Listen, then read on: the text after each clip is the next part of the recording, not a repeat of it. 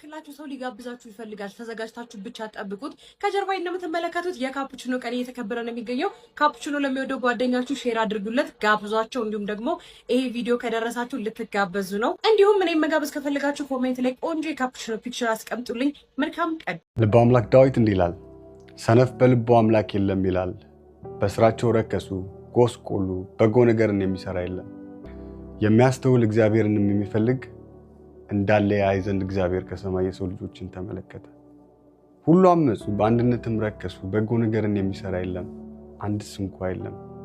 ጉሮሯቸው የተከፈተ መቃብር ነው፣ በምላሳቸው ሸነገሉ፣ ከከንፈራቸው በታች የእባብ መርዝ አለ። አፋቸው መርገምና መራራን ተሞልቷል። ደምን ለማፍሰስ እግራቸው ፈጣን ነው፣ ጥፋትና ጉስቁልና በመንገዳቸው አለ፣ የሰላም መንገድ አላወቋትም። እግዚአብሔርን መፍራት በዓይናቸው ፊት የለም። ሕዝቤን እንደ እንጀራ የሚበሉ ኃጢአት የሚሰሩ ሁሉ በውኑ አያውቁምን? እግዚአብሔርንም አይጠሩትም። በዚያ በታላቅ ፍርሃት እጅግ ፈሩ። እግዚአብሔር በጻድቃን ትውልድ ዘንድ ነውና የድሆቹን ምክር አሳፈራችሁ። እግዚአብሔር ግን ተስፋቸው ነው። ከጽዮን መድኃኒት ለእስራኤል ማን ይሰጣል? እግዚአብሔር የሕዝቡ ምርኮ በመለሰ ጊዜ ያዕቆብ ደስ ይለዋል፣ እግዚአብሔርም ሐሴት ያደርጋል ይላል።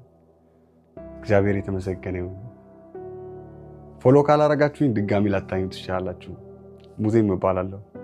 እወዳችኋለሁ። መልካም ቀን ይሁንላችሁ።